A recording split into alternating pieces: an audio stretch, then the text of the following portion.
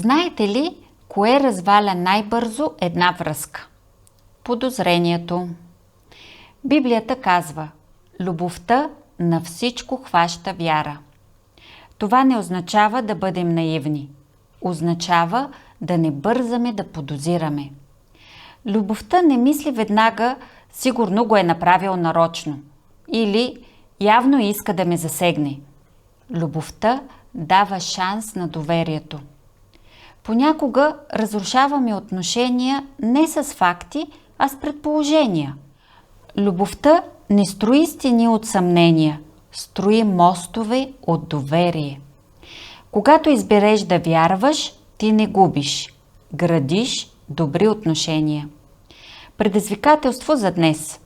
В една ситуация днес не приемай най-лошия мотив. Попитай, изслушай, дай шанс. Това е серията 16 думи за любовта. Утре следващата дума. Напиши в коментарите: по-лесно ли ти е да вярваш или да подозираш? Подкрепи серията, харесай видеото и остани с нас.